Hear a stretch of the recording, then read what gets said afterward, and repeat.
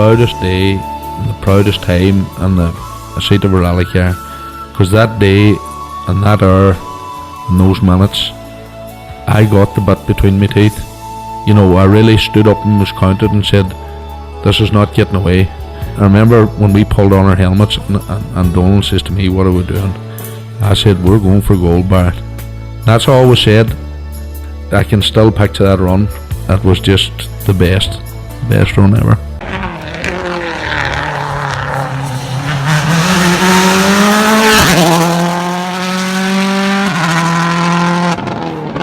Welcome along to Crunching Gears, the Rally Podcast, Season 3, Episode 11.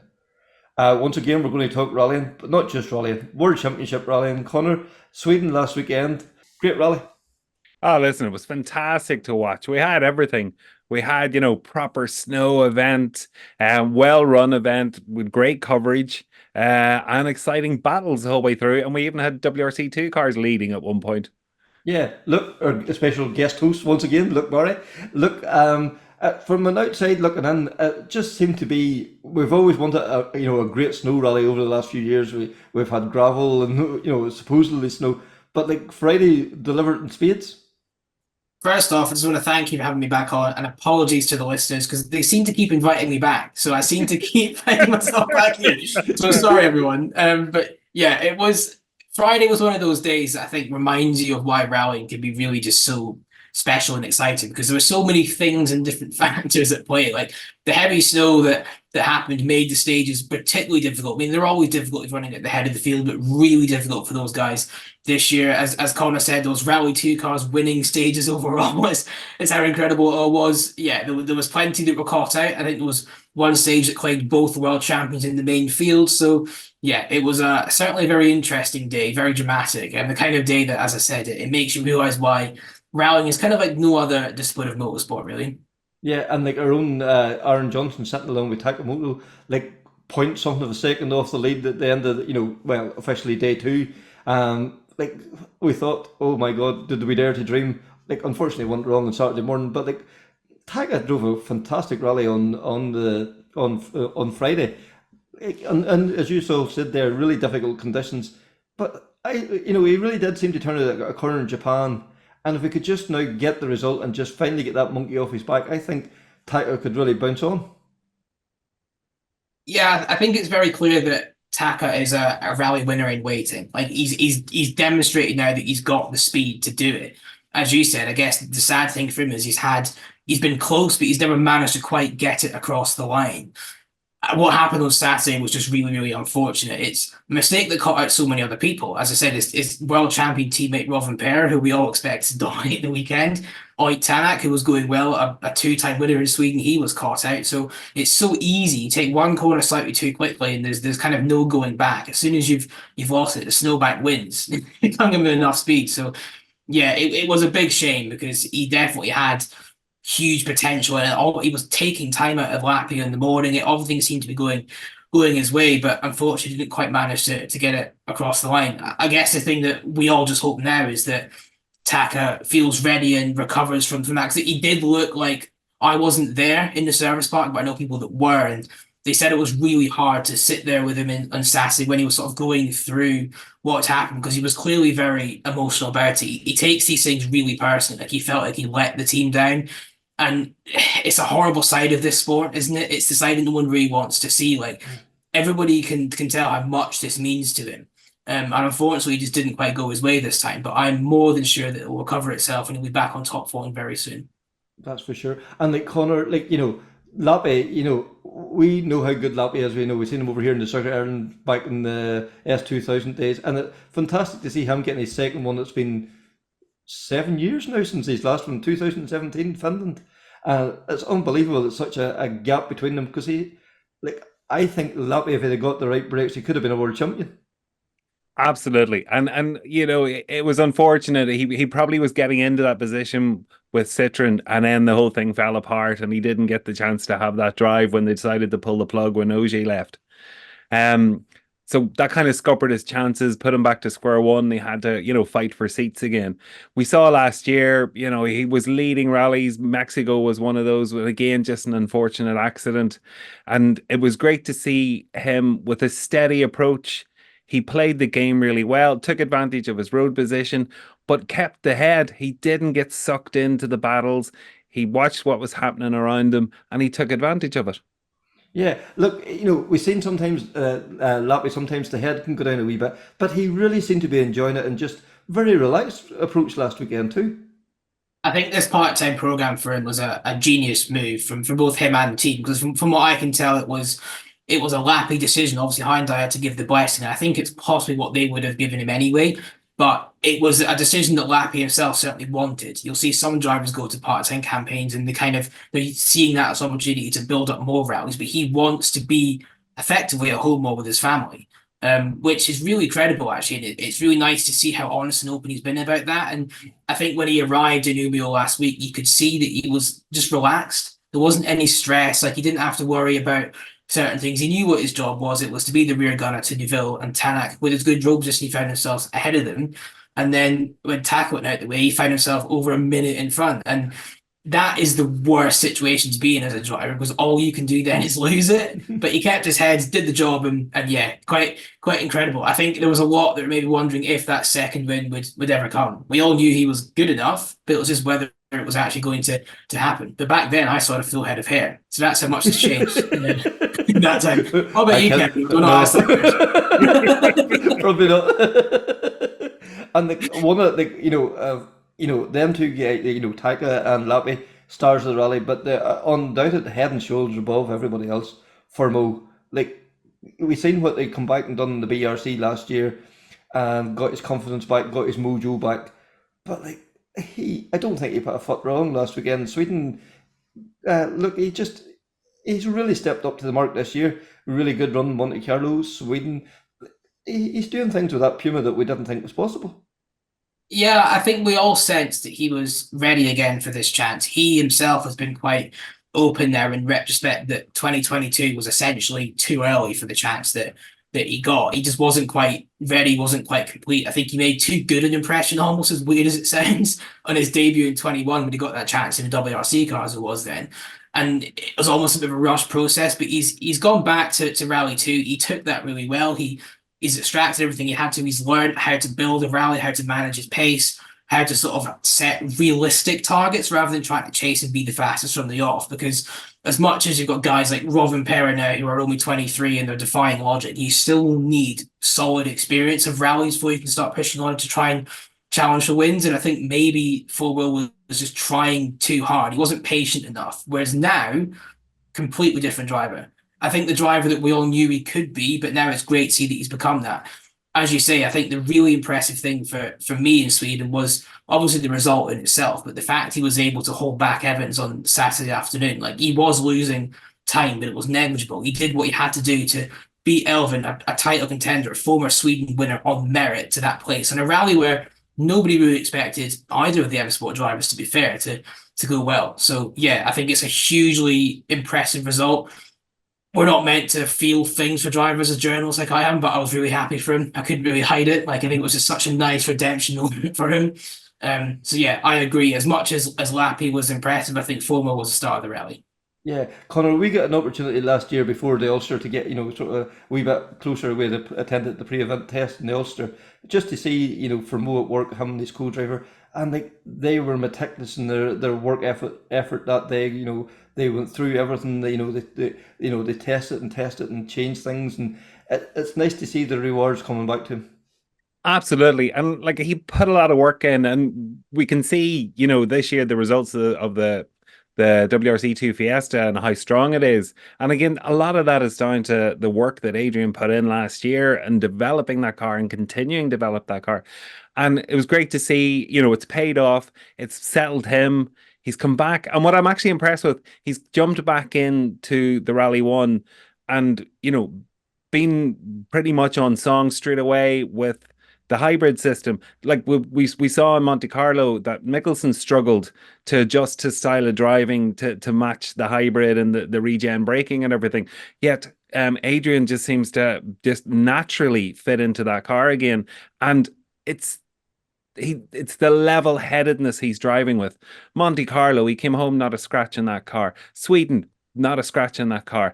And as Luke said, he battled on the Friday and the Saturday, kept his position, but he had enough cop on when it came to the Sunday, and he realized Evans is going to go for points. I'm not going to get in that fight. I'm going to keep a safe podium and go for third and defend it. And he did, all very calm, cool, and collected. Yeah, like it's, you know, I remember saying at the time with Ulster, I think this is a world champion in the making, and I do stand by that. I think, you know, if he gets the right breaks, and, you know, everyone just, obviously you need a rub of the green with everyone in rallying, but I do think he is, there's something very special about Fourmaux. Listen, if he keeps developing the way he's developing, absolutely. Like I'm genuinely blown away by the two performances this year so far in the WRC. Genuinely, I'm like, I thought he had a good year last year, but I'm just genuinely mega impressed by what he's achieved in the two events with the pressure, and especially in Sweden. Like last year, M Sport won that with Tanak driving the Puma, so there had to be that pressure. Maybe not said, but it had to be hanging around, and he had to be aware of it. You know, so he rose to the challenge.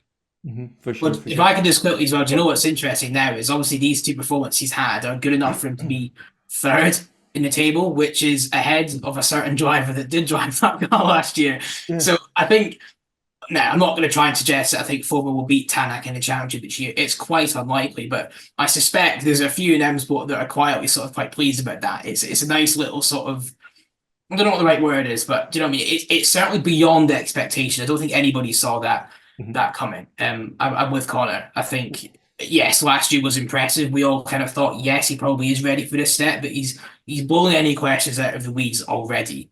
So yeah, it can only really get better from here, I guess, can't it? Yeah, for sure. And then Neville and Evans, you know, the guys, the big point scorers from Monte Carlo, you know, both of them drove, like, considering starting first and second on the road on, you know, Thursday night, Friday morning, no, you know, probably the worst conditions on the road. You know, they drove championship winning rallies, I suppose might be the best way of putting it. They made the best out of the worst situation. Absolutely. And just before we get into that, you know, we talked earlier about everything that Sweden delivered and give us this year.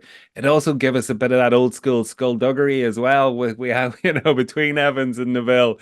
Was there a petrol issue? Was there not a petrol issue, you know, with regard to the car? Although at the same time, you know, Neville had a 4-minute, you know, delay or a 40-second penalty getting off the time control, so it does seem legit. But it was just funny that the first reaction that Elvin had was, oh, they're playing games, they're up to something, because the road position was vital, and it really did hamper both of them. What do you call it? With Neville, basically the snowplow for everybody coming behind him. So I suppose Elvin felt a bit hard done by that he suddenly found himself in that position. I'll be honest with this, actually, if I can just come in.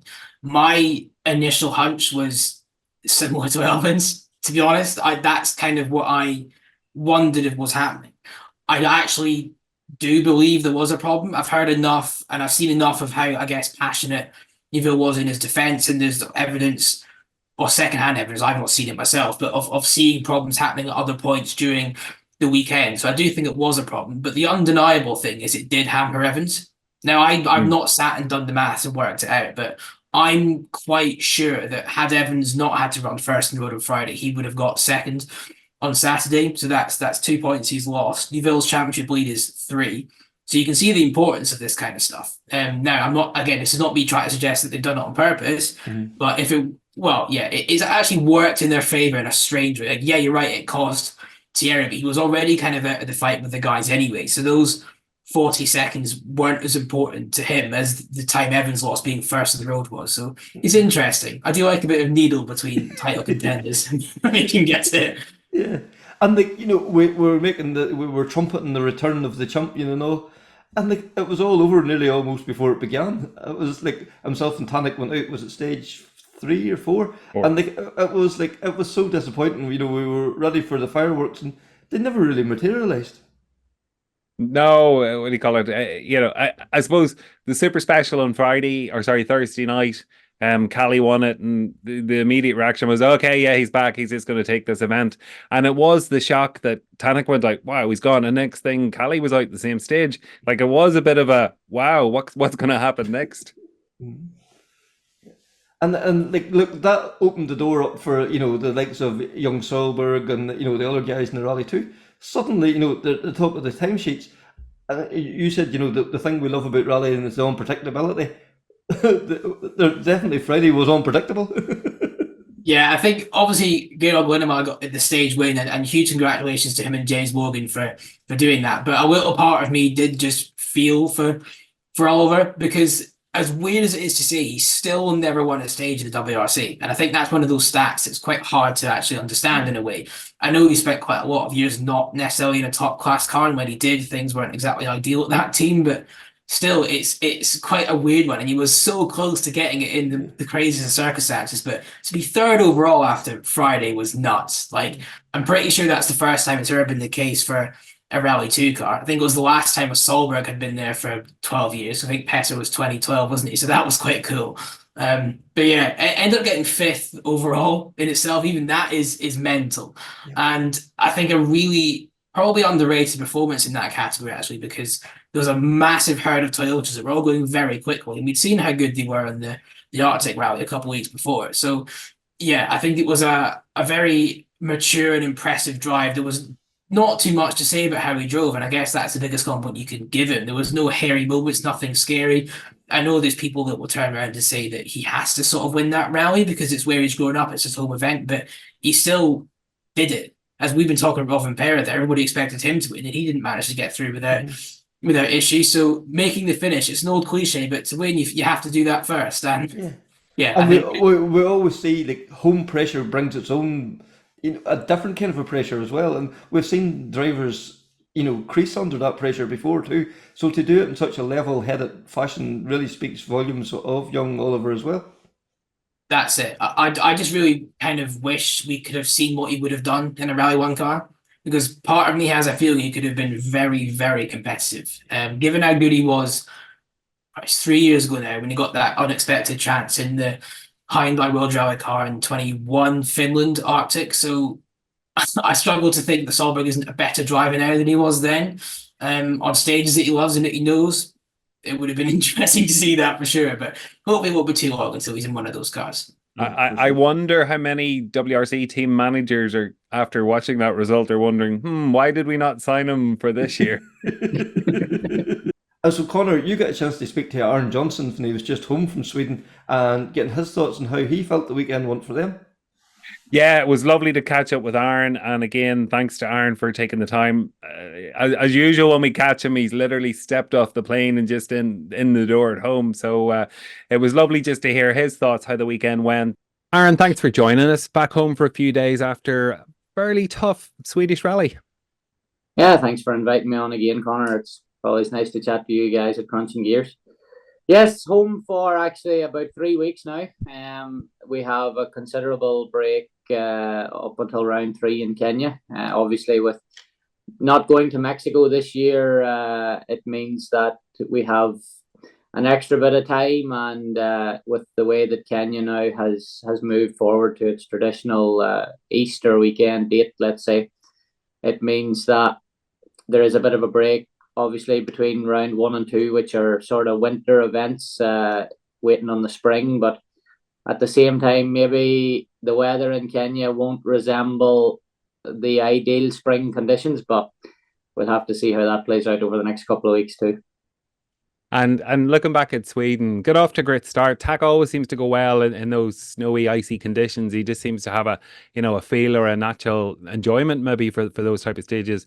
You're second overall going into Friday. Fairly tough day Friday. I mean, the weather conditions looked atrocious. Was it much different even to when you'd done the recce? With a winter rally, the road always looks different, even though the stages remain the same from year to year. But with what we were faced with on Friday afternoon, with I think it was 7 or 8 centimeters of snow over the couple of hours. It was a really demanding and difficult loop. It was very clear to see with every passing car how much the times improved, and for us being fifth and EP being last on the road, it meant that we really had to push as hard as we physically could to try to not let him run away with it and still be in the fight for the rest of the weekend. And I think with the times that we did set and the minimal time loss that we did have on Friday afternoon, it was a really strong showing from Taka, and we did everything that we could to keep the battle going, and it was enjoyable. Okay, it was very difficult, and let's say you could almost describe it like aquaplaning on snow with regards instead of water, but Taka always goes well in the snow, I guess.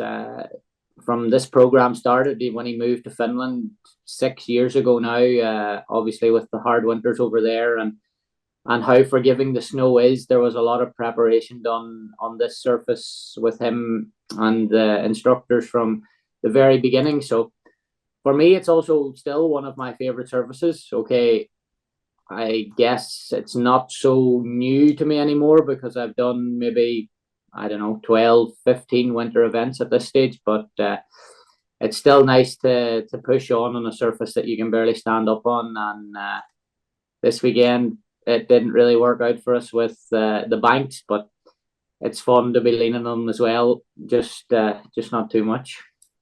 And, you know, tough conditions, as you say, and obviously, you know, I think it was Esapekka described the snowbanks as either your friend or foe.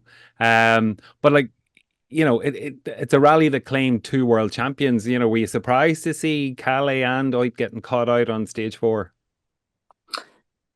Yes, of course. Like you say, they're 2 world champions and the best in the business. But for me, I think especially with this new base in Umeå for Rally Sweden, the stages are so fast that there is absolutely no room to back off even in the slightest bit, and especially on Friday when the road position plays a massive effect, it means that you really have to be on it and not lose time, because even 10 seconds on a rally like this is almost impossible to claw back, which sounds a little bit extreme, but when you get to the end of a stage at 20, 25 kilometers and you see 5 or 6 cars separated by 2 seconds, you know, it really drives home how much everyone is pushing. And yeah, for them, they got caught out early on Friday morning, and I think it's just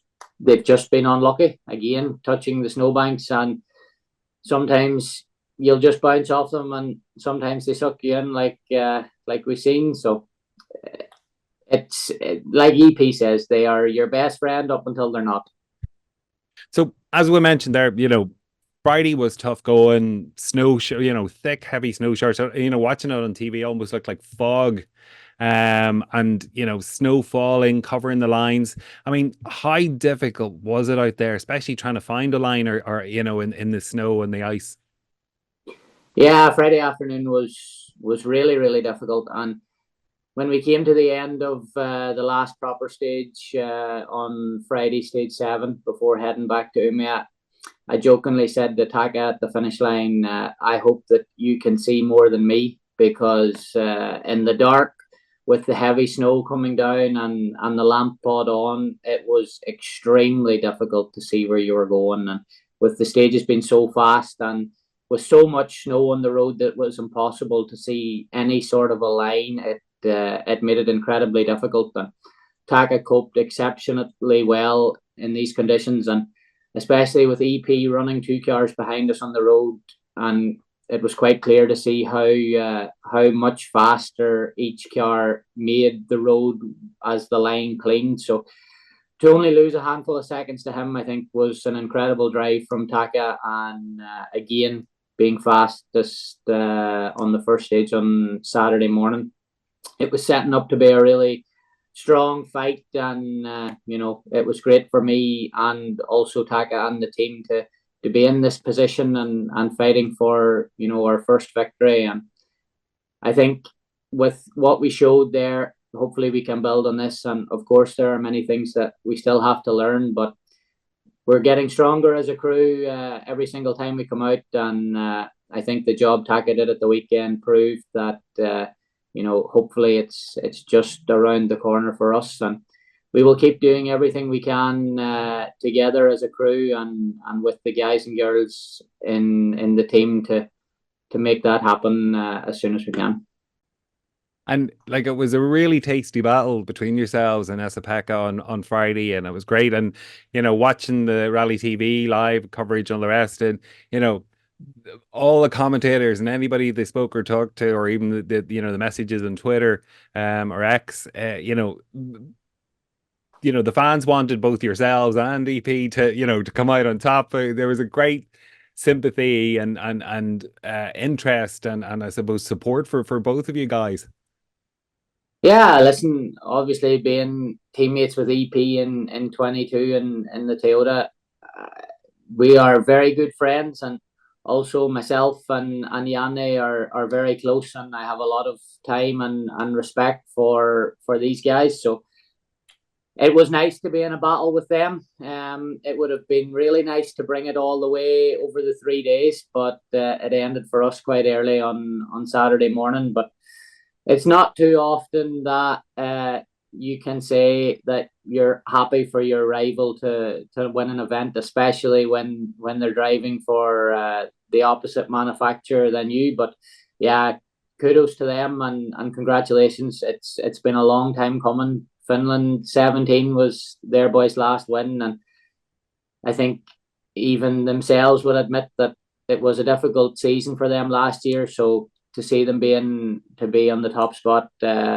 was nice. Of course, devastated that we didn't manage to fight with them all the way and see who could have won on speed alone. But yeah, it wasn't meant to be for us this time. But I think there is so many positives this weekend. You know, we were leading after the first loop on Friday. We dropped a handful of seconds, like we say, with the conditions on Friday afternoon. And the first stage Saturday morning, again, we were 2.5 quicker than Esapekka to close the gap to less than a second. So, you know, you have to look at the positives and you know, keep your spirits up. And it's a long season ahead, and we'll keep pushing to try and achieve that top step of the podium.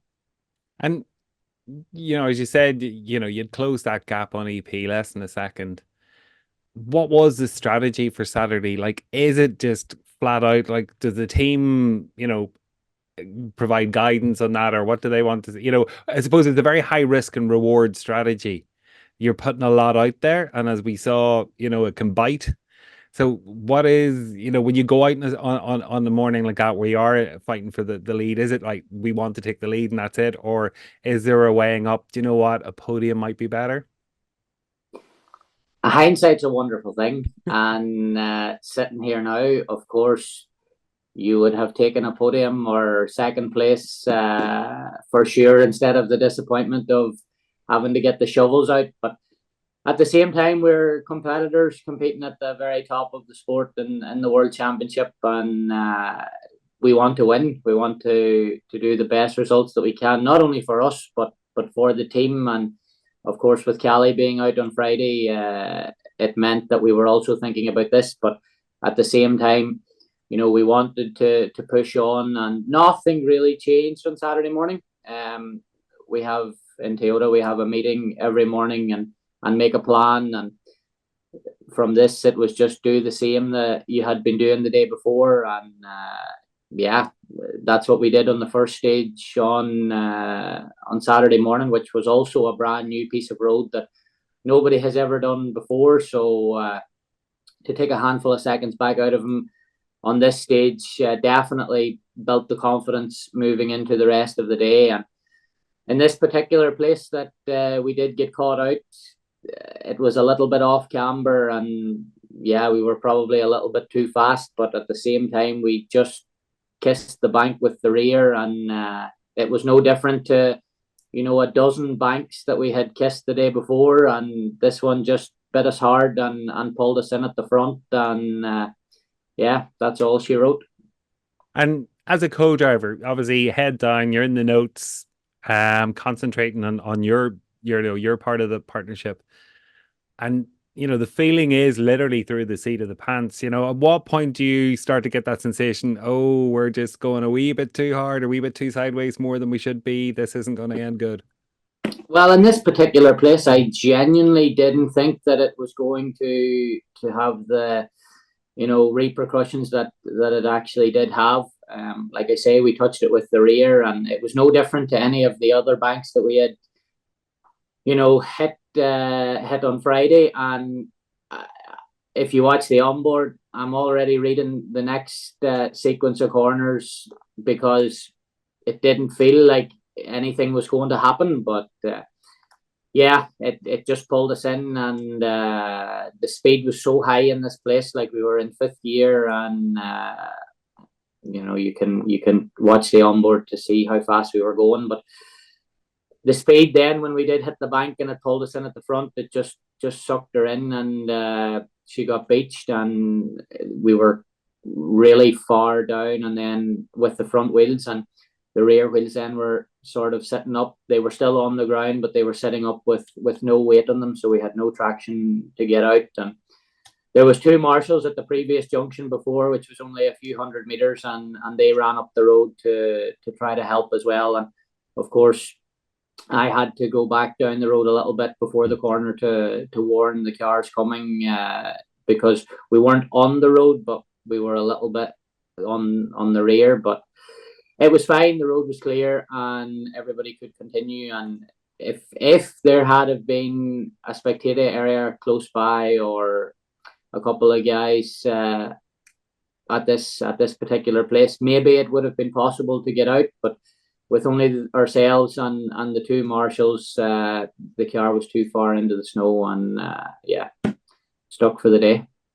And what do you call it? Obviously, you're there to compete. You're and what do you call it? You want to do as well as possible. But in a situation like that, where there is so much time loss, if you had spectators, actually, what is more advantageous? Is it to get eventually dug out and get going again, or actually, because the impact it would have had on your fight for the lead, it would have removed you from that fight, basically? Had you got going, was it better actually then just to restart under Super Rally? It's hard to answer this question. Of course, it depends on the time lost. It was ourselves and EP separated by less than a second, and we had maybe a minute and a half then back to Fourmaux or Elvin in third at this point. So even if we had lost a minute, it would have been quite okay to still reach the podium. And of course, the ultimate disappointment of losing that fight for victory would have been hard to accept. There's no question about that. But also, you have to think to be on the podium as well is, of course, a great result in the World Championship. So, yeah, I think if we could have got out in a reasonable amount of time, for sure, we would have continued and kept pushing to still try to fight for a podium at least. But once one car goes by at a 3-minute gap and then a second one, you can very quickly do the maths in your head. And even if we wanted to get out, which we did, it just wasn't possible in this place. The car was too badly stuck, and with no help, it just wasn't possible. And that brought you into Sunday and restart under Super Rally rules. With the change in the point system, where Sunday's like nearly a new event with regard to there's 12 points on offer for the Sunday alone.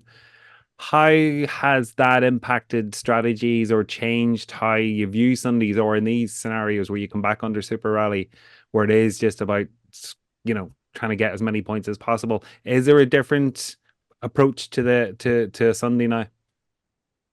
Yeah, with the new point system, I think for sure Sunday is now a critically important day. There is 18 points available from Thursday, Friday, Saturday, and then there's 12 points available on a Sunday for a third of the rally distance. So Sunday is now a really important day. It's not just the power stage, and of course, there is a strategy and something more to think about than there has been in previous years, because like we seen in Sweden, the winner of the rally didn't come away with the most amount of points. So we're fighting for every single point, not only for our own campaign in the drivers and co-drivers championships, but again for the manufacturer's title. And it means that you really have to think now already from the beginning of the rally to have, in Sweden anyway, 2 sets of tyres for the Sunday, because we had a service after the first one. So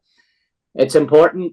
There is a little bit more strategy now for sure than there was before, and I think that will continue on every round this year to maximise the amount of points that you can take for yourself and as a team on these Super Sundays. And like we saw EP kind of forgo the points to take the win in Sweden. And like I can imagine if you take events, such like Finland, where everybody wants to win Finland, would you have scenarios where, again, crews are going, oh, do I want to get max points, but there's a huge risk in doing that, or do I want the kudos of winning Finland? That, I guess, can only be weighed up on an event by event basis. Sweden was maybe a little bit special with how the road conditions were on Friday afternoon, and created these massive differences on the timesheets. So I think regardless of the rest of the year, we're never going to have something as specialized as this, and the fight will be much closer because of let's say normal weather conditions and not a freak snowstorm like we had in Sweden. But let's say even if you want to win the rally and you're not so much concerned about the points, you're still going to be fast anyway, or else you wouldn't be leading the rally. So I think from that perspective, of course, if somebody is retiring throughout the weekend and going again with everything to fight for on Sunday for these 12 points, but with the way that the rules are, you still need to finish the rally on Sunday to get the points that you've banked from the rest of the days. So it's just weighing up the risk versus reward, and trying to also speak with the team. Of course, there's 3 of us, and the strategy between each car can differ. So it's it all depends on how the weekend unfolds and where you're at with how you can play to achieve the points for everybody on the Sundays. So next up, Safari, opportunity for yourselves and Taka to hit reset, start again. And it's an event where you've gone well on in the past. And as you mentioned earlier, it's an earlier time of the year. So what's kind of the preparation or the expectations now? You've got nearly a month to start getting ready for Safari, or just over a month? Yeah, let's say, it is an event that we have been very strong on before, not only ourselves, but the full Toyota team. We've been 1, 2, 3, 4 on the most difficult event in the calendar for the previous 2 years. So for sure, we will be trying to emulate that result again for a 3rd year in a row. But for us anyway, like you say, and like we said at the start, the weather will play a big part. Okay, we won't have the dramatic changes in the space of a few hours, I think, like we did in Sweden. So it's either going to be wet or dry, or maybe mixed, but it should be quite similar for every car, I would say. And it's an event that we really enjoy. It's nice to go to Africa and see all the wildlife and the adventure that the rally brings, because it's not like some of these rallies in Finland or Latvia or Poland like we're going to this year that will just be flat out from the very first corner of the very first stage. Of course, the challenge of Safari, and again the unknown moving forward in the calendar this year, means that there's a lot of preparation to do and a lot of work to put in beforehand. But I think that we can definitely achieve a good result here as a team again. And what do you call it? Safari's been notorious for the water splashes the last couple of years, and they've kind of made an impact on the leaderboard. Will there be any modifications to the cars this year? Yeah, so this year, I think it's common knowledge now that snorkels are going to be allowed on the Rally 1 cars for the first time. I think it was already allowed for Rally 2 and maybe possibly Rally 3 in the past as well, but this will be the first year that it's allowed in Rally 1. So from the fan and the spectator in me, I think it's only a positive, and to see the cars in a proper safari spec with a big snorkel running up the A pillar will be really nice and remind you of especially the old Toyotas of years gone by, like the Celicas and the Corollas that had these snorkels and bull bars, which unfortunately we won't get this year, but maybe in the future, who knows. And coming up 5 Mile Time, you're home for a few days. Will you get a chance to go and see a couple of stages? Yeah, so I only got home yesterday, and it was an early start yesterday morning, so just chilling out today, and I will definitely be contacting Lewis, Boyd, or any of the rest of the guys and girls in Eamonn Motor Club to lend a hand this weekend in 5 Mile Town. I'll definitely go up and say hello to everybody, and it's only, well, it used to be in Fintona, the service park last year. It's moved a little bit further away out the road now to between Fintona and Temple, but it's still my home rally, and someday I would still like to win it. So hopefully it'll be a few years yet, but someday I'll come back and also like to compete on the Eamonn Motor Club stages. Huge thanks to Aaron. Really appreciate taking the time. And what do you call it? Obviously, the reference to 5 Mile Time, this was recorded as Aaron just got home from Sweden and before 5 Mile Time took place. And we are genuinely looking forward to see how Aaron and Taka get on in the Safari Rally. Kevin, I also had the chance to catch up with Eamonn Kelly, Conor Mohan, and Willie Mavitty. They again had just come home from Sweden. Fantastic result for Eamonn in Sweden. Yeah, the JWRC this year, 19 competitors, I think, is starting it. It has ratcheted up to a completely different level, and to come away with third, I think it's a fantastic result for the two boys. It really is, Look, very mature drive from Eamonn. Yeah, same thing I said about Solberg. I think the best thing we can say is credit to those boys. There wasn't too much to say about what happened, at least from the outside. I've no doubt there was plenty of things going on.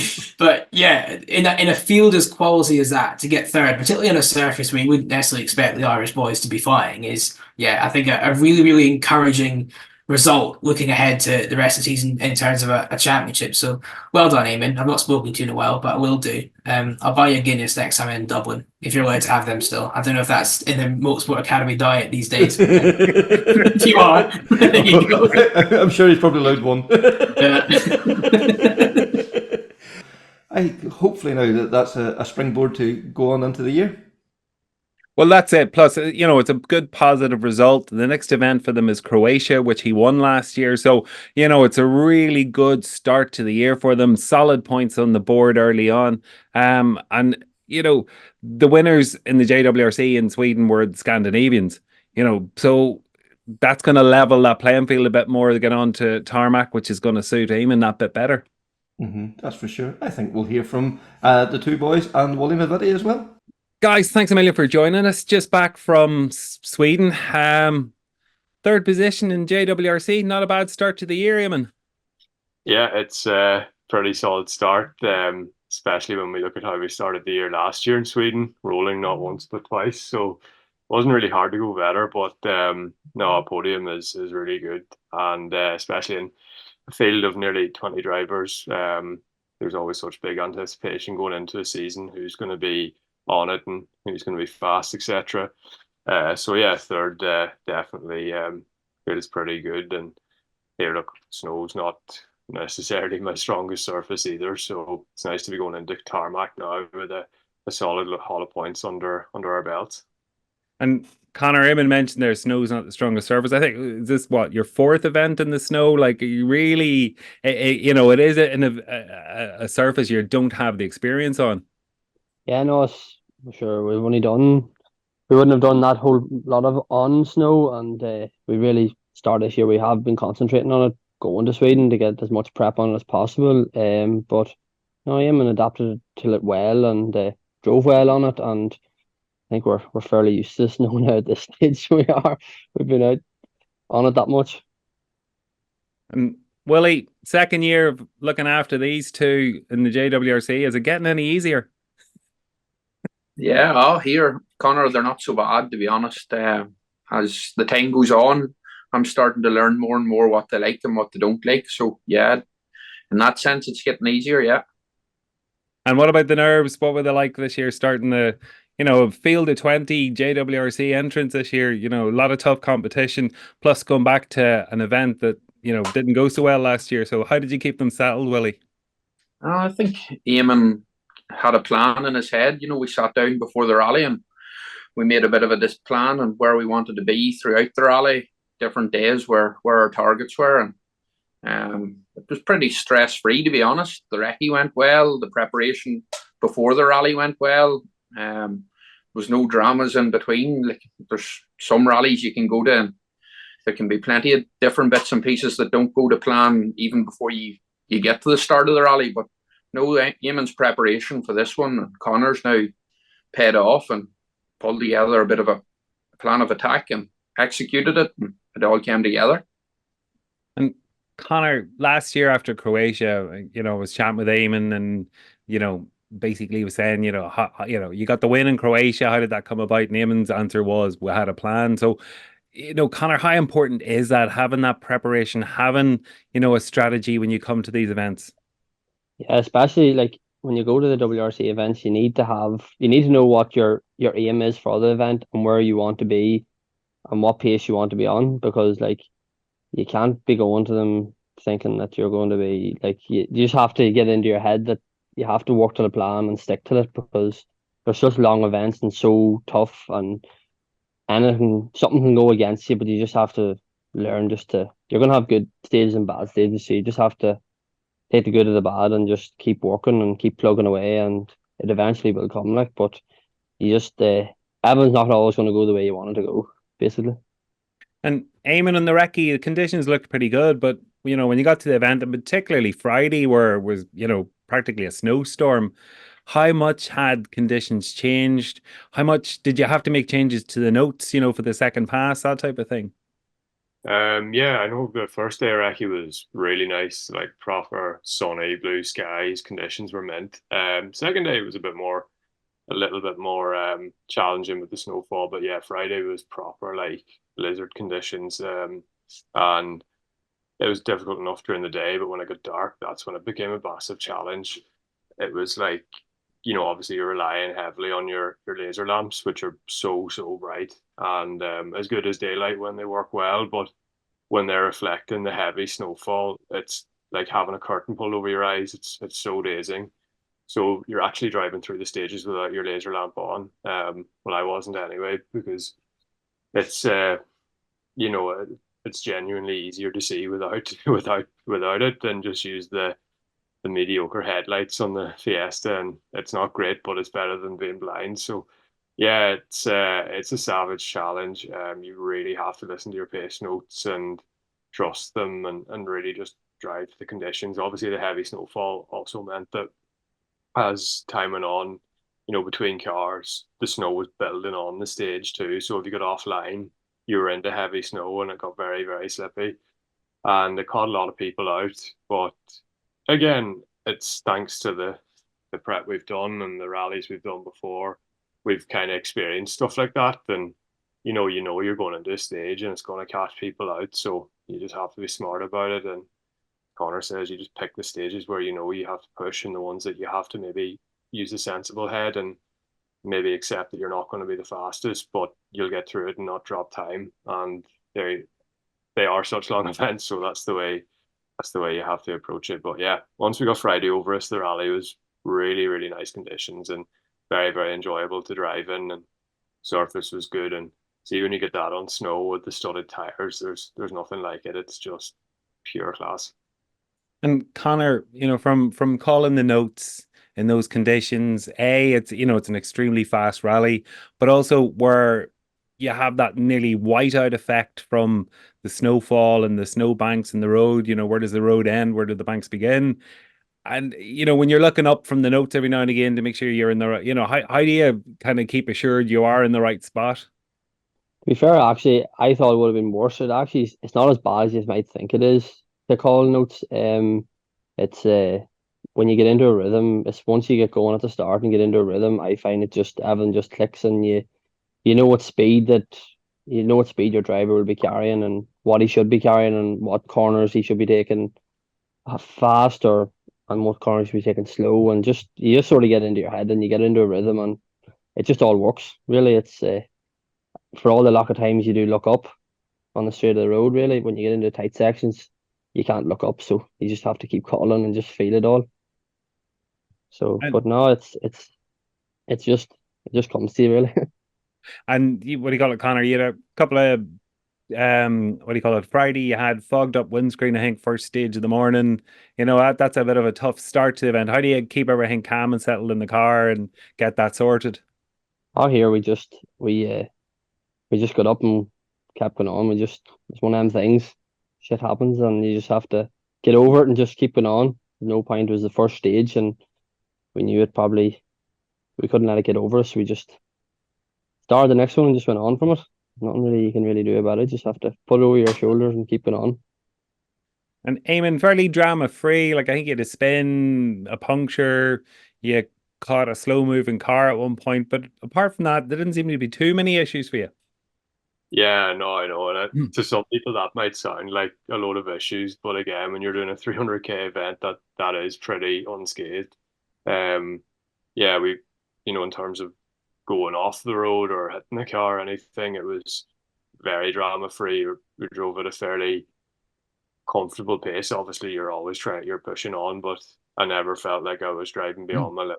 I felt quite comfortable, and we did go on the attack on some of the stages where we felt we needed to. But all in all, it was very within my own limits. And yeah, the height, yeah, like I said, the height of it was a small spin, and not being able to see out my glasses, which it's not ideal, but happens. So yeah, again, it's not often you get events like that, so it feels really good when you do. And look, there will be events where you just get bad luck thrown at you and stuff after stuff. Trust me, it's happened plenty of times last year. So you really, really do enjoy it when it goes your way, and you just have to savor it and make the most of it. And that's what we did, and it's a big part as to how we got the result that we did. And Willie, do you see a difference in the lads this year? They've got a year's JWRC under the belt. They've had a win. They've had a podium place. Do you notice a difference in them and their approach and how they tackled Sweden this year? Oh, definitely a huge approach change this year compared to last year. I've noticed a massive change with Eamonn, both mentally, preparation before the event and during the event. Like, I know this year, Eamonn approached the event with the plan that we had.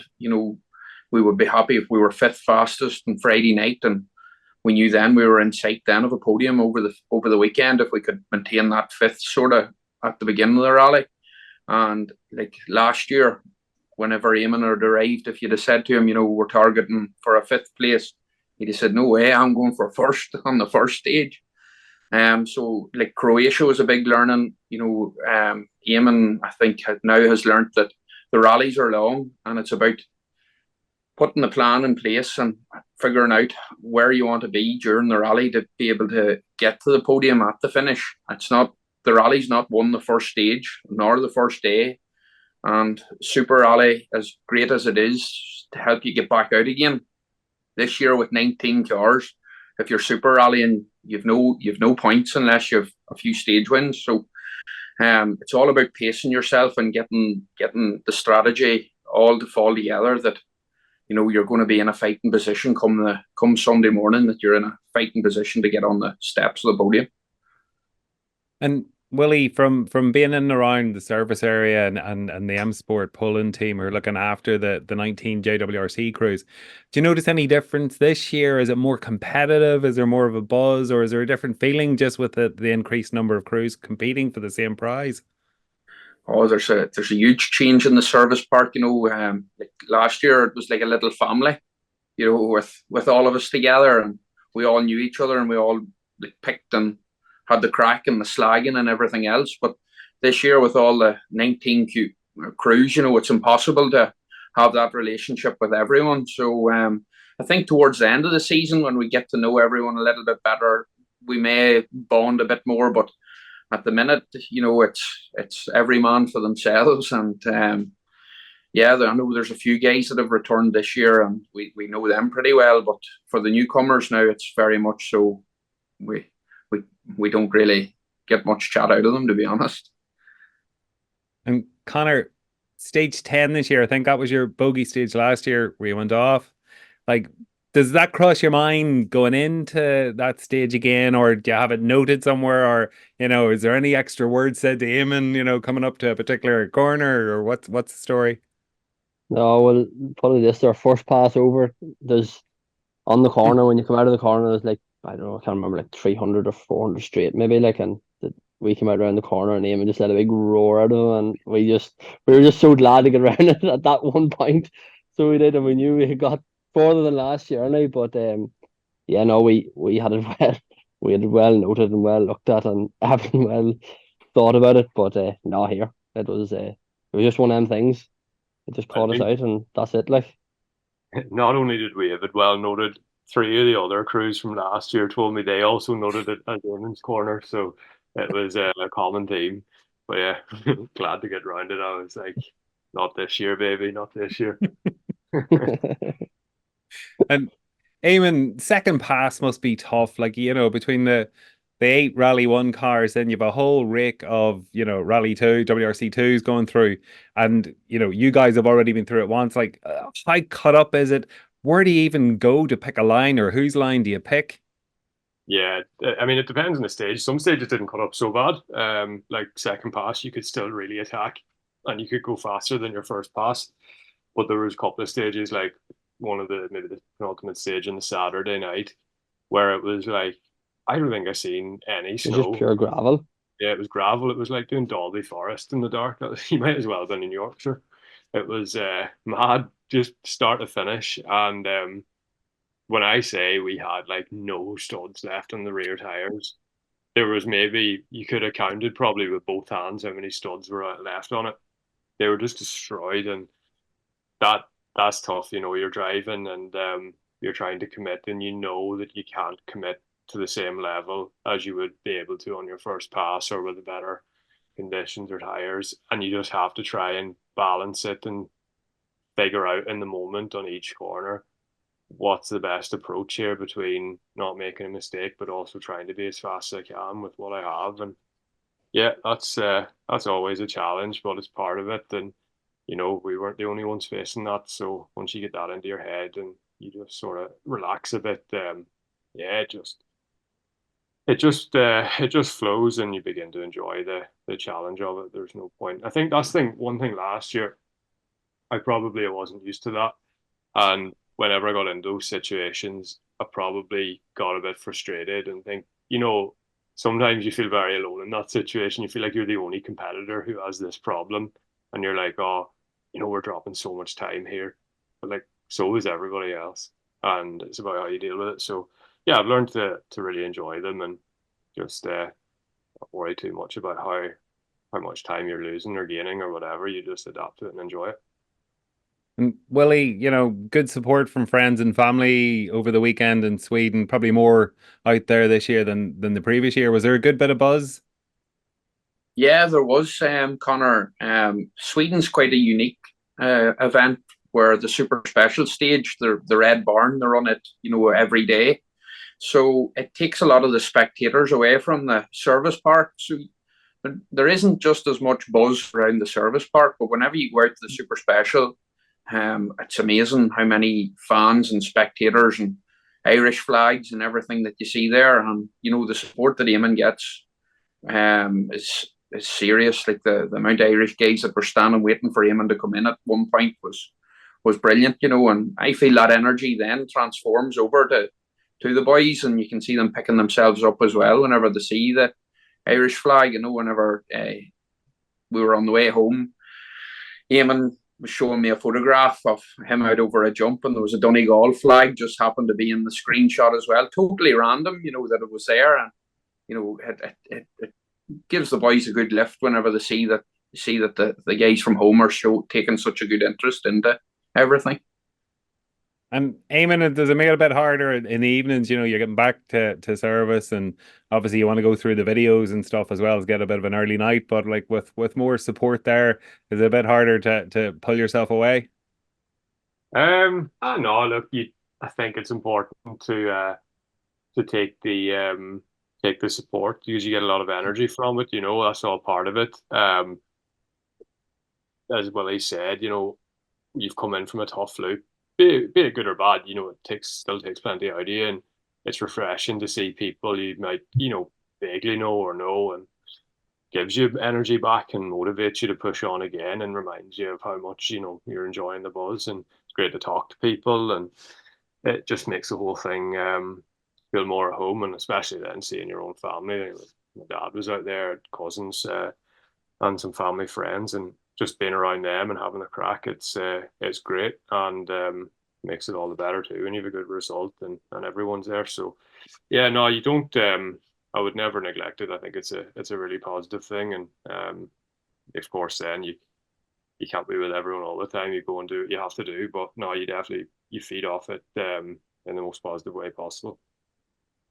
And Conor, you know, coming off the back now of a really solid start to the JWRC campaign, next round up for yourselves is Croatia, where you took the win last year. What's the feelings? What's the, you know, the plan, and what's the preparation you're going to be putting in between now and April? Yeah, well, we do plan on maybe going out and do like a bit of testing before the rally, or do like maybe a test rally before it. We'll see, but we plan on having a really good result and trying to push on in Croatia, especially because we have a fair knowledge of the stages from last year, and it's gonna hopefully stand to us, and we know what we have to do really. So we're just gonna give it our all and see what we can do. And Eamonn, your own thoughts now heading from Sweden to Croatia?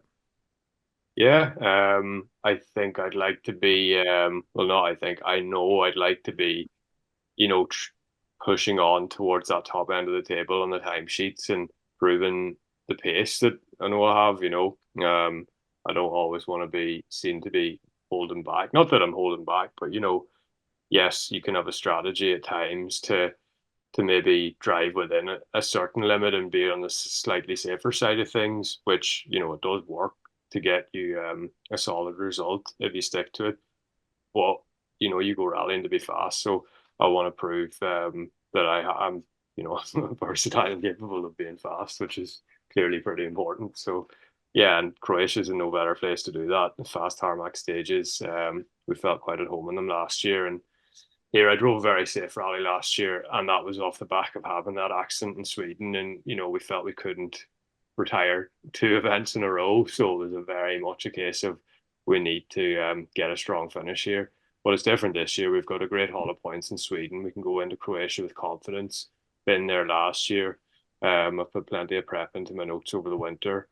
And I'm going to do the same now, you know, going forward in the next 7-8 weeks or whatever it is. So yeah, I'd like to go there, and I've got a monkey on my back too in terms of not having a stage win. I've been second plenty of times, but something that I want really badly. So yeah, that's the goal. Nothing else. So we'll see. Strong field of juniors though against us. That'll definitely try to make that not happen. But no, look, if we put in the work, can't see why not. And Willie, you know, you're there, you're in a very much a supporting role at the events, but you know, in between the events when the guys are getting prepped and all and doing their practice, etc., and then their pre-tests, you know, what's your own role or involvement? Well, I went out to Finland there with Eamonn to one of the small rallies and tests that we did before Sweden. So out there with the guys and help them as much as I can with their prep there. And Conor and myself would pull together recce schedules and bits and pieces. And a big part of these rallies also are like tire management is huge, especially for the juniors, because these guys actually run a lot less tires than the WRC P1 cars and the WRC 2 cars. So it's all about pulling together a bit of a plan there with the guys, you know, when we're going to use our tires, how we're going to hold on to them.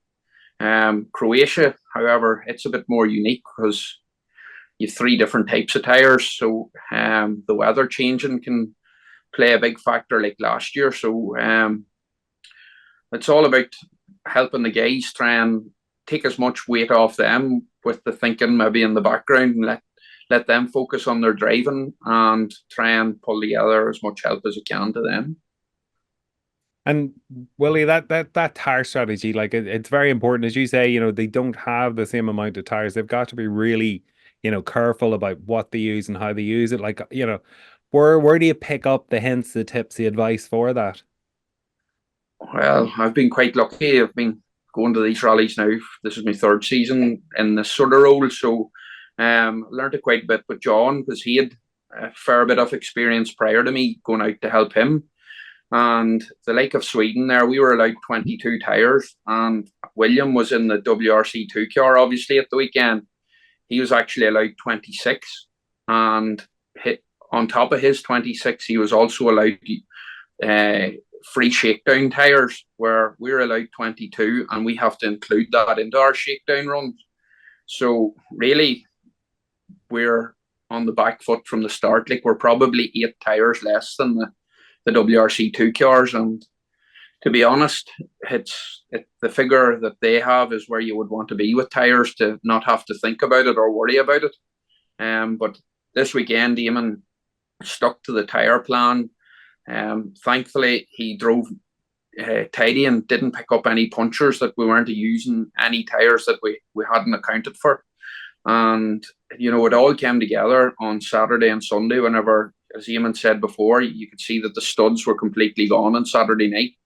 And we were lucky enough to be able to start Sunday morning then with a fresh set of brand new tires, where it wasn't the same maybe for some of the other crews. And Eamonn, you know, we've discussed Willie's role there in the background, but you know, he's not the only one. Like, there's a lot of support and a lot goes into behind the scenes making all of these events happen. Yeah, obviously we've got all our sponsors, and the support that they've given me is brilliant, and they're so invested in the whole thing. And it's I always say it, but you know, it feels great when you come with a positive result and you're fit to bring that back to them. It always makes it easier sending a rally report or whatever it may be off the back of a good result. And yeah, look, there's plenty of people to thank of the academy as well. They've prepped me well. I've been working a lot on my fitness too over the winter, and to be fair, the training that Dermot and the academy gives us is very good, and I've been a bit more disciplined on his training now leading up to it. But we did fitness training within the JWRC, all the co-drivers and drivers, and I think Marek said that I was 3rd highest maybe, so it's a good sign for the academy that their training is putting us in a good place. And yeah, obviously I thank Sean Hassett as well, who is looking after all the socials for the few days. I'm not that I'm not a big social media person, but I tend not to look at it too much over a rally weekend. I just find it quite distracting, and he just took over it and he made a splendid job of it. So yeah, he's a real talent with a camera, and he knows the whole scene too from his years of experience there. So he's a great addition. And John Armstrong was a great help to me as well in the first in the warm-up rally I did. It was great to have him on board, and all his previous knowledge and his knowledge of the Rally 3 Fiesta. So it was a credit to him, and the RTE Motorsport too. They were really good as usual up in Finland, and yeah, they're a great bunch of guys. So no, and of course the other 2 men on the screen there, they're not too bad either. So it was lovely to hear from the lads there, and again, fantastic result, great start to the year for them in the JWRC campaign. Also had the opportunity to catch up with William Creighton and Liam Regan just to talk about their adventures in Sweden in the WRC 2 category.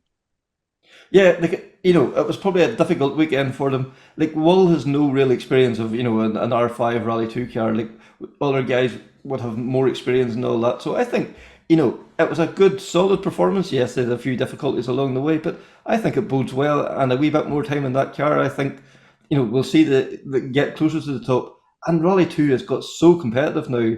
Like we talked earlier, you know, like Solberg and these guys leading their, you know, not leading the rally, but in the top 5 overall. Like, it's a big ask to get to that pace, but hopefully now the two boys will get closer to it. Look. Yeah, I think they've done absolutely the right thing in their approach to Sweden, because it's never the right thing to give up before you started, but they're not daft. Like, they knew they were not going to be fighting for a top result in Sweden for various reasons, which you've basically touched upon. So yeah, like, you could look at the result and everyone go, "Oh, that's not particularly great." But I think if you actually contextualize the whole thing, what more could anybody realistically have expected from them? As you say, it's probably forgotten of how little experience William has in these cars. Like, he spent so many years in the front wheel drive stuff before he then moved up to Rally 3, obviously with Junior. So he really doesn't have a massive base to work from. Then you take into the fact that he's on snow and ice, a surface he's not got that much experience of either compared to the other two. So yeah, all he had to do really with this one was get the seat time, get the mileage, and that's exactly what he's done. So for me, it's job done. Move on to the next. Yeah, Connor, like, it was a great chat you had with the two boys, so I think we'll hear from them. William, Liam, great to see you again. WRC Sweden, I think, is that your 3rd time competing on the event? Does it get any easier? It was actually quite different this year, to be honest, with the conditions. A lot of fresh snow on Friday, so like Liam and I were chatting, we've been to the rally 3 times now, and I've never actually seen it snow in the town. The conditions have always been perfect for us, so we were a bit spoiled. So it was quite different this year. But I suppose, firstly, just a big thank you to M Sport. You know, to work with them in the first 2 rallies of the year has been awesome. The treatment we got and how we were looked after, it was very good. They, you know, prepared a great car, so it was really enjoyable. 2 weekends out in Sweden. I have to say now, it was incredible to see the images before the event, and there's the 2 Rally 1 cars and yourselves parked up beside them, you know, in the M Sport service park. It looked good. Yeah, it's, you know, the project with M Sport and the Motorsport Iron Rally Academy. It's, you know, I'm very lucky to be a part of that, and, you know, from the insight and working with the team now at the first rally of the year, you know, I'm excited now to work forward, because, you know, I think we can make a lot of progression together. And Liam, you know, wrecking conditions certainly were different, particularly, you know, to what Friday had on offer when there was a bit of a snowstorm. Like, how did you find the change in conditions, and particularly, you know, the road surface as well? Yeah, it was definitely different from any other year we've been there. I mean, the weather wasn't great on the recce either a couple of times, but on Friday evening, well, to be honest, we knew it was going to come in on Friday evening. We had good weather forecast with M Sport. So we knew this was coming. It was really tough. I mean, it was really blizzard-like conditions. Whenever it's a blizzard like that, it's almost like sparks coming towards you with the reflection on the spotlight. So sometimes you have to turn the spots off on stage, which isn't easy either. It was a proper winter rally. Like, it was very difficult. We have been in those conditions before in Rally Lima 2 years ago. We had conditions like this, but a proper challenge. I mean, okay, on the Friday night we had 2 punctures in the pitch black, which made it very difficult for us. But look, I suppose it was refreshing in a way to get such a big challenge like that. I mean, you don't really want the easy option all the time. And William, you know, when you're in those conditions, particularly the likes of Friday, and I know watching it on the TV, it looked almost like there was a fog. You know, the snow was that heavy coming down. Is it hard to trust your own notes, you know, especially if you've made them in, you know, I think the first day recce the weather was quite good. So is it harder to trust the notes then? Or how you know, is it just you have blind faith in what you and Liam have produced? It was very difficult. I mean, on the Friday night for the stage in the dark, it was kind of spoiled in a way because of our punctures. You know, we never stopping twice on the stage. It was broken up. It was you know, when that happened, it was really about survival and getting out of the stage. But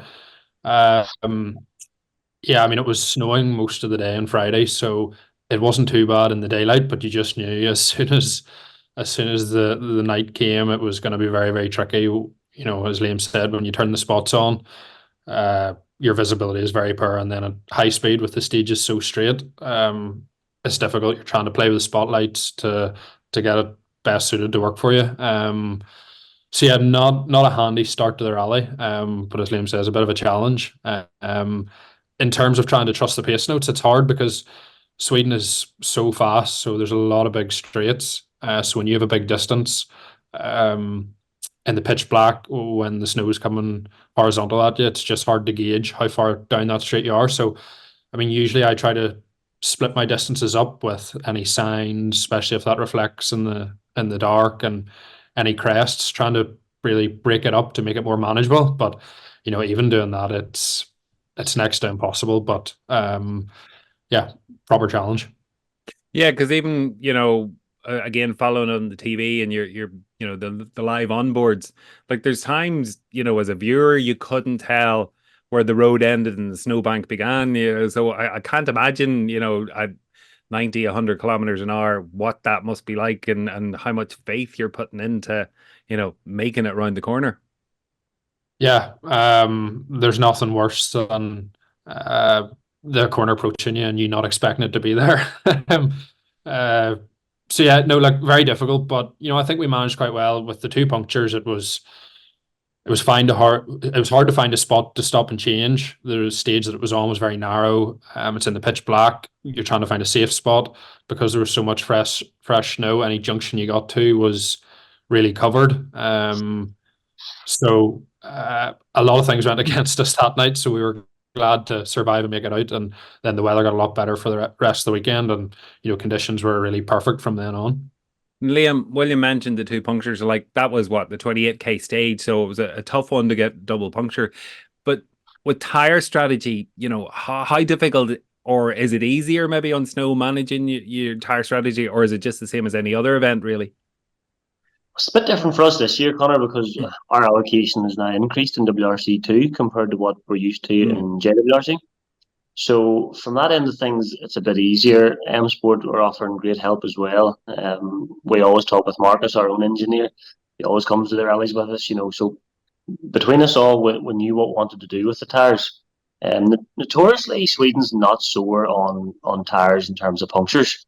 This year, for whatever reason, on that stage, quite a few competitors got punctures. So there must have been a rock pulled out on the line that you couldn't see, obviously, you know, in the rut or whatever. So generally, Sweden's not a problem for punctures. Okay, that stage sort of went against that trend, but you've really just got to manage the wear of the stud. I mean, whenever you look at a studded tire, even when it's done, it actually looks okay. So you know, you've got to manipulate the stud in the block to see where you are with it. Rotating the tires in Sweden's a big thing. So yeah, it's from that side of things, you need to be on the ball with your tire strategy. And again, as a viewer watching the onboards and the heli shots, didn't seem to be, you know, that much gravel appearing through, or if it was just in small patches. But you know, in reality, what was it like, you know, on the event? Yeah, this year was brilliant. There was hardly any gravel coming through.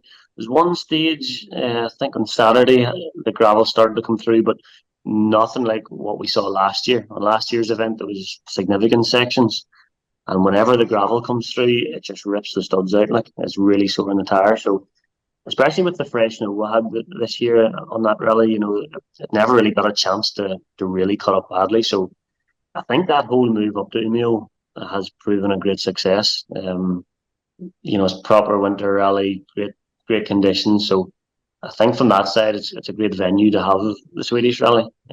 Not to mention, it is actually one of the most well organised rallies we've ever done. The officials are really efficient, friendly. It's definitely a highlight of the year going up there.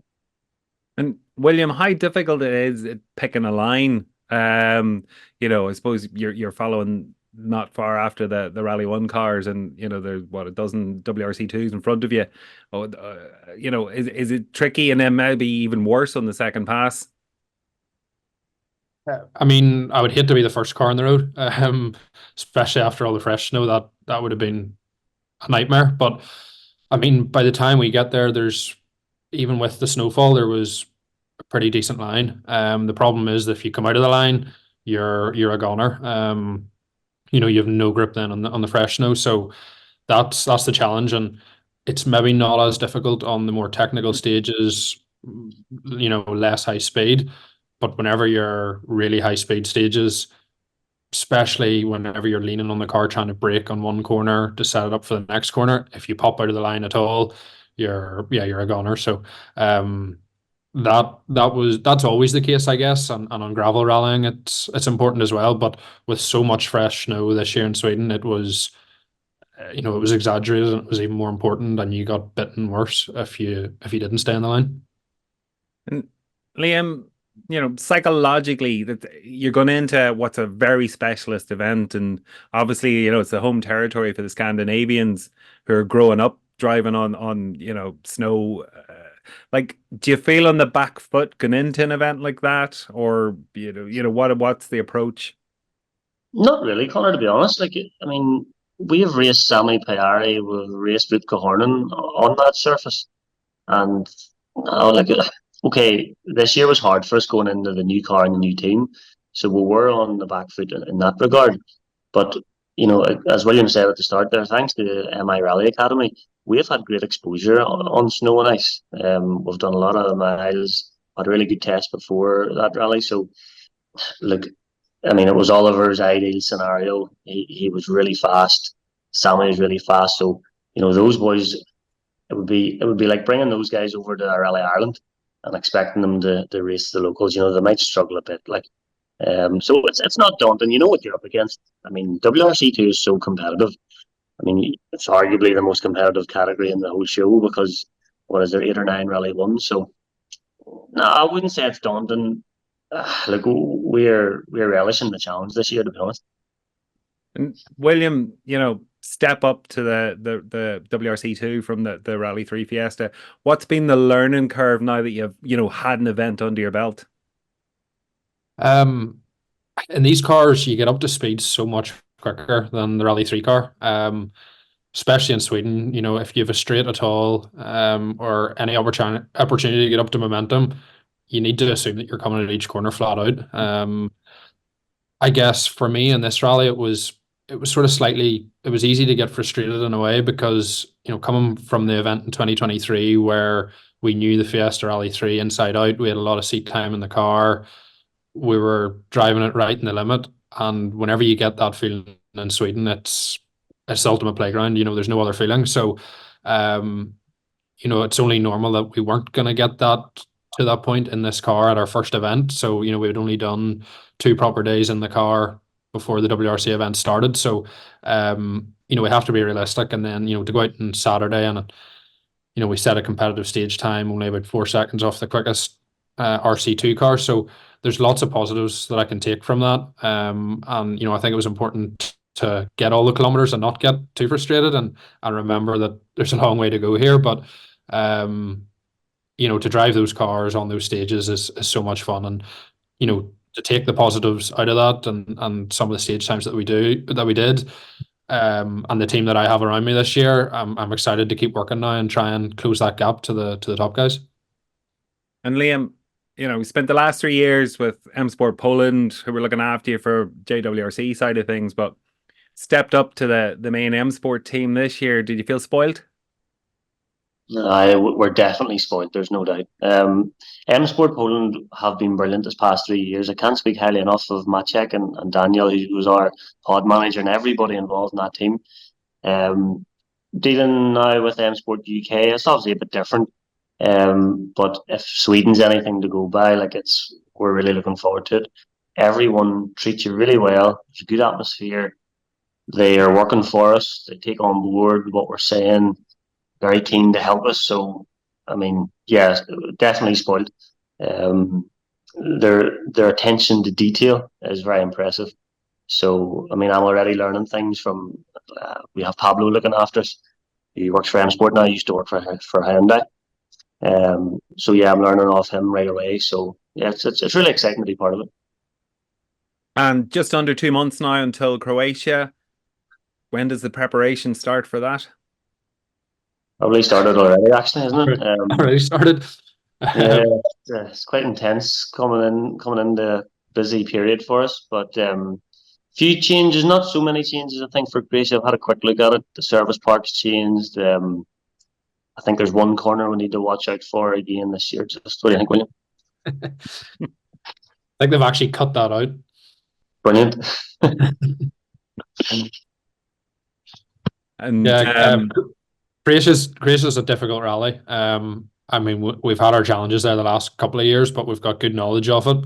I'm hoping that the weather's going to be decent for it, because it's a tricky rally in the dry, never mind whenever it rains. So, but whatever it is. But yeah, just excited, to be honest. As Liam says, busy period coming in. Got to focus in on Croatia and working towards that, and just trying to progress. And I'm the same as Liam, learning so much from working with the team, and it's impressive to see what they've done with the P1 guys. Adrien and Alex got a great result, so there's a good vibe in the team, and I'm just trying to pick up on everything that I can really, and learn as quickly as possible to be competitive in the WRC too. And what do you call it? Being in with the main M Sport team, there must have been a fantastic buzz with Adrien getting the podium in Sweden. Yeah, definitely. I think it was Malcolm Wilson's birthday during the weekend, and Rich wasn't there. He was at home because his partner was expecting. But yeah, I'm sure he'll want to be at the next one anyway if that trend continues. But yeah, the atmosphere in the team was good. In a way, we do our own thing, and the guy we're trying to focus on our own rally. But Adrien was even there and able to lend advice on I think it was the Saturday night.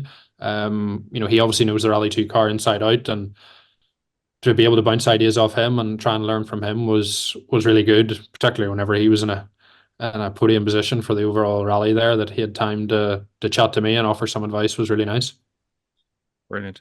And Liam, before Croatia and stuff, will you have time to get involved with the MI Academy?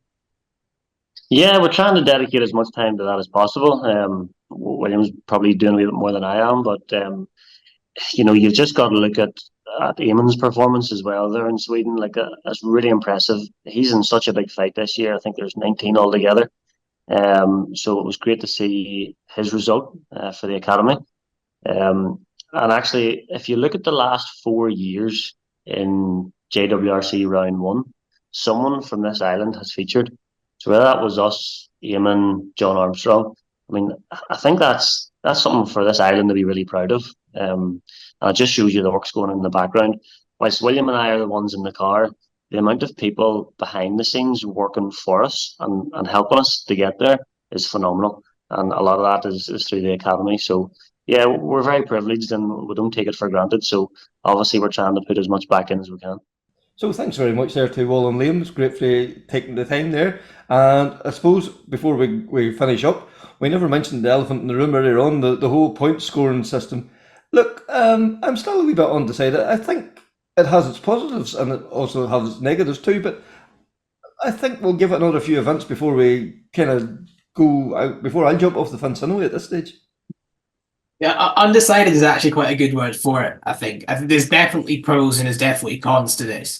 I remember we did the sort of look back on 23 podcast, and you asked me and Bex Williams about the upcoming point system. And I was a very political answer at that time, and I was effectively hiding my prejudice, but I wanted to make sure I didn't go in it. But my hunch was, I'm not sure this will work. It's not what I would have done, but effectively the main aim of this is to make Sundays more exciting. And I think it's hard to argue that it hasn't done that. It has, at least for me, and everyone will have their own opinions, of course, but for me, I now find it more interesting. And obviously, I think Monty was a difficult one to quantify because there was quite a tight fight for the rally at that point anyway, whereas this was the first time where I guess the attention would have been nowhere if there wasn't this point system, because it was basically just could Lappi hold on to his lead. So it did create a bit more intrigue. The always big elephant in the room with this one is the fact that second place driver has outscored the winner, and I think for a lot of people that's not right, and I can fully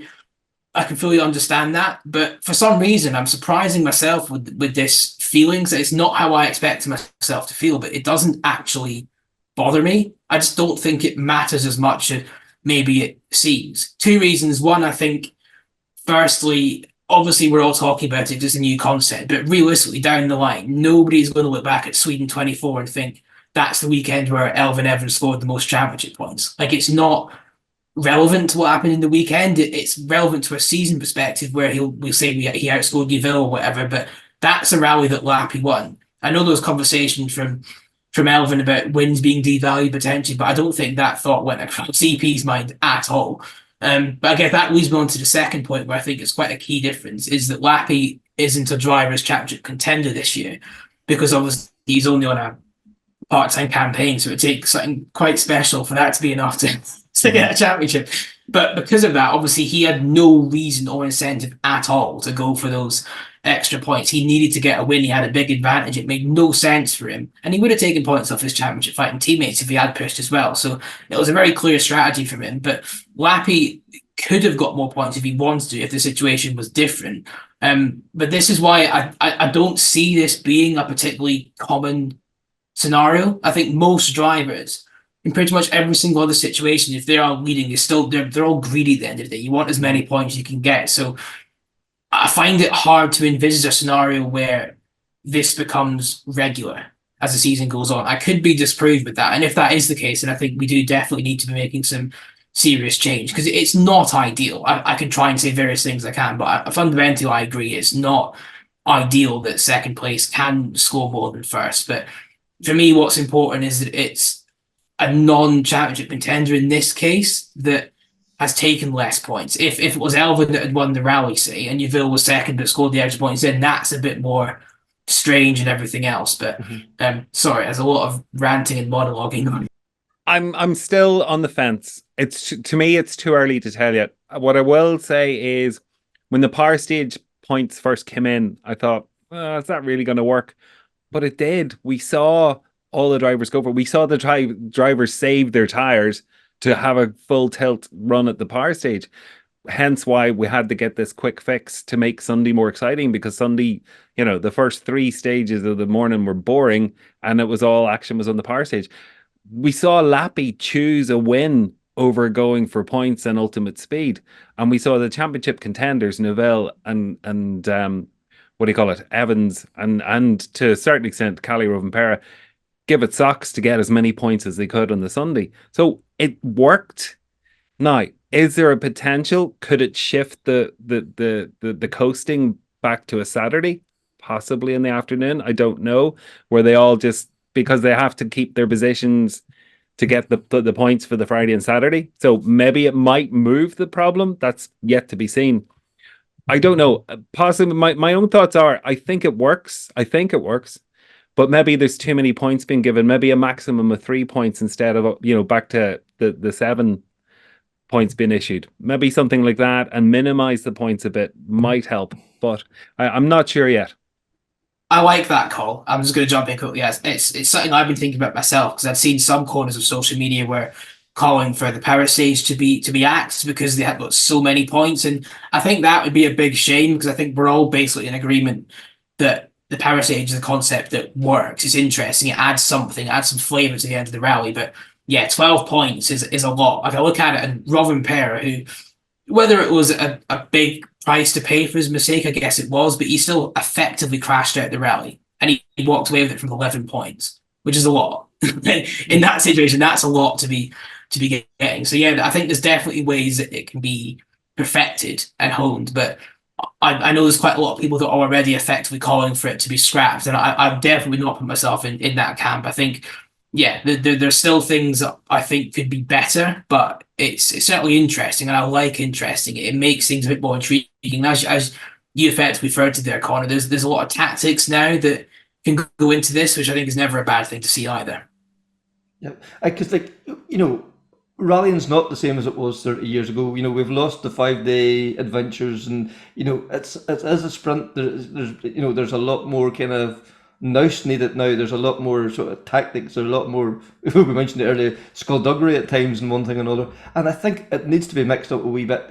Sunday was becoming quite a dull affair. Only but the power stage was the bit of excitement. So it's good to see it being mixed up and brave decisions being taken, and they've said themselves that they'll revisit them if they feel they need to in a few events, but we're only 2 events in. It's a wee bit early just to be jumping ship now. I think it is too early. Like somebody argued with me over the weekend that, you know, it was confusing for the casual viewer. It's no good. How are we going to attract new people to watch? But the casual viewer got their winner. They know who won the rally. The casual viewer, are they really going to follow the point system for the championship? Possibly not. Like the casual viewer who isn't into rallying doesn't quite get the concept of rallying, that it's a race, because they don't see 2 cars side by side. You know, it's a difficult sport to bring somebody in who's only seeing it on a casual basis, because, you know, it's complex compared to Formula One. Yeah, I'll be careful not to blow too much smoke in his direction, so we don't want them to get too confident. But I think that was another great response from Conor, and I totally agree with what he said before about the aspect of the casual viewer effectively not caring, I guess, about the championship points. Obviously, I can understand why it's become a talking point afterwards, because we've had, effectively from a promoter and FIA's perspective, the worst case scenario where we've had this strange scenario where second is outscored first so early on into the life of this system. Because as I say, I genuinely don't believe it will be that common. But yeah, I just realistically watching the weekend, watching it on TV, I think it makes more sense than if you saw the result in isolation. Like, I know there was a graphic that was saying here are the top 10 point scores and stuff, and that looked a bit sort of odd, I guess. But when following it, I think it's fairly clear. Like, you're not sitting there thinking, right, so Elvin, he's got the most points, and that Lappi won the rally. That's what the coverage is focused on. That is the story. The championship points, yes, obviously they matter. There's a reason that they're all doing it for that, but that's all contextualized into a season. So effectively, who cares who scored the most points in what weekend? It's about who has the most points at the end of the year, isn't it? How they got that doesn't really matter to me. Yep, that's for sure. So I think we'll wrap it up at that. So that was season 3, episode 11. Conor and our co-host once again, Luke, really appreciate you both taking the time.